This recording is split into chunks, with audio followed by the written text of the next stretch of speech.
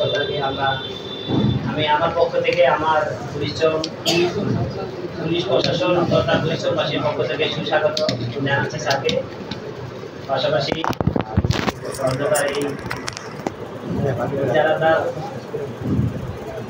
ইজারাদার এই যে উচ্চমুখ জেলার আমাদের সম্মানিত ইউনু স্যার, প্রেসিডেন্ট স্যার আছেন এবং আমাদের প্রিন্ট মিডিয়ার সাংবাদিক ভাইয়েরা আছেন এবং উচ্চমুখ জেলা অন্যান্য যারা এই আজকের ইজারা পেয়েছেন সবাইকে স্বাগত এবং ধন্যবাদ জানাচ্ছি। পাশাপাশি আমার আইন শৃঙ্খলার বিষয়ে আমার কিছু বিষয় আপনাদেরকে বলতে হয়। আমি আশা করবো ইতিপূর্বে আপনারা এই বিষয়গুলো অবগত আছেন, তারপরেও আমাদেরকে বিষয়গুলো আমাদের জেলা পর্যায়ে সহ উপজেলা পর্যায়ে যেসব কন্ডিশন আছে এই পরিশ্রম যে গরুর বাজার আপনারা শুরু থেকে শেষ পর্যন্ত কীভাবে সমাপ্ত করবেন এই বিষয়গুলো একটু আপনারা আমার মনে হয় যে আমাদের কন্ডিশনের যে কয়েকটা পেপারে যে কয়েকটা কন্ডিশন আছে এগুলো আপনারা অবগত আছেন, তারপর আমি আপনাদেরকে একটু পরে শোনাচ্ছি, আপনারা সবাই বিষয়গুলো নলেজে নেবেন।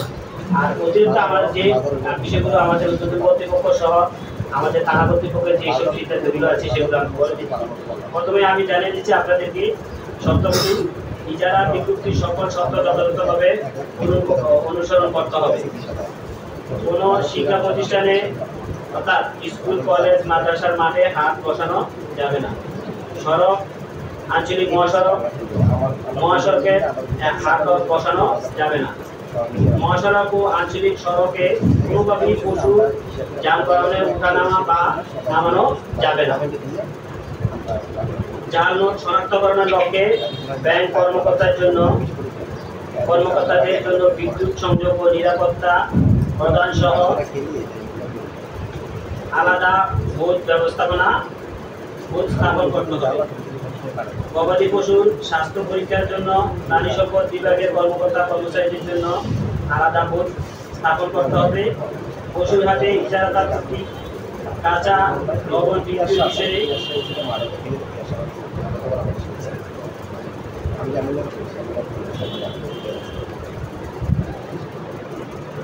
কাঁচা লবণ বিক্রয়ের বিষয়টি নিশ্চিত করতে হবে। পশুর হাট ব্যতীত কোনো খামার হতে বিক্রিত পশুর ক্রেতা হতে টোল আদায় করা যাবে না। হাটে স্থানীয় সরকার বিভাগ কর্তৃক নির্ধারিত মাসুলের অতিরিক্ত মাসুল আদায় করা যাবে না। মাসুল আদায়ের ছাড় দৃশ্যমান স্থানে টানাতে হবে। হাট নিজ দায়িত্বে পরিষ্কার পরিচ্ছন্ন রাখতে হবে, অন্যথায় জামানত ব্যবস্থা করা হবে।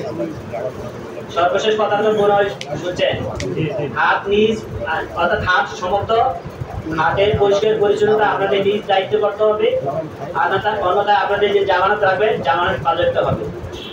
এখন আমি সার্বিকভাবে আপনাদেরকে সকলকে জানিয়ে দিচ্ছি, আপনারা এটা জানেন, এটা ঈদুল আজহার যে অনুষ্ঠান, এই ঈদুল আজহা উপলক্ষে আমাদের এক জায়গা থেকে আরেক জায়গায় অনেক গরু আসা যাওয়া করবে। এই গরু আসা যাওয়ার মধ্যে অনেক সময় আমাদের দেখা গেছে যে একজনের গরুর গাড়ি আরো দেখা গেছে বাজারে জোরপূর্বক নেওয়ার জন্য একটা জোর তৎপরতা চালায়। এই ধরনের অপতৎপরতা যাতে কেউ না চালায় এবং কেউ এই ধরনের অপতৎপরতা চালালে বিষয়টা আমাদেরকে এবং উপজেলা প্রশাসনকে অবগত করবেন এই আশা করছি। পাশাপাশি আপনারা একটু সচেতন থাকবেন যে প্রতি বছর ঈদের আগে আমাদের অনেক দূর দূরান্ত থেকে গরু নিয়ে দেখা গেছে গাড়ি আসে। এই গাড়িগুলো দেখা গেছে যে অনেক সময় চিন্তায় হয়ে যায়, পুরো গাড়ি চিন্তায় বা ডাকাতি হয়ে যায়। আমরা আশা করব আপনারা বরিশালের এই সুশৃঙ্খল মানুষ আমাদেরকে এই বিষয়গুলো অন্তত সহায়তা করবেন, যাতে করে গরু চুরি অথবা চিন্তার মতো ঘটনা না হয়।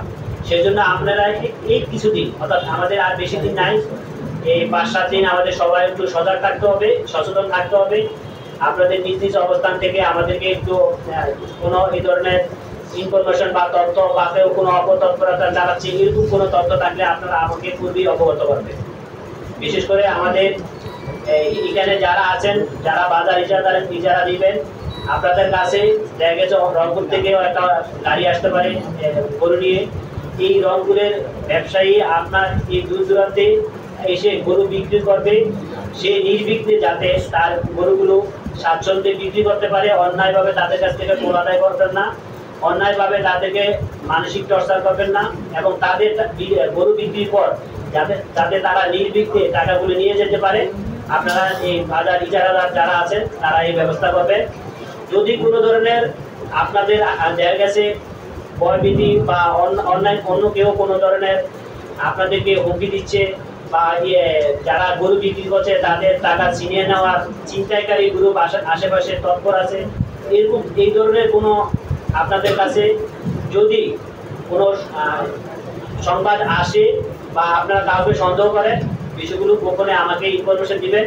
আমি সার্বক্ষণিক আপনাদের পাশে আছি।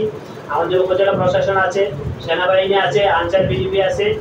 তারপরে প্রত্যেকের নিজ নিজ বাজারে নিজস্ব ভলান্টিয়ার দ্বারা নিরাপত্তা নিশ্চিত করবেন, এবং আইন শৃঙ্খলা পরিস্থিতি অর্থাৎ কোন গরুটা কোন দিকে রাখবে, কোন দিক দিয়ে বের হবে, কিভাবে সুশৃঙ্খলভাবে বাজারের পরিবেশটা সুন্দর থাকবে, এই বিষয়গুলো আপনারা নিশ্চিত করবেন।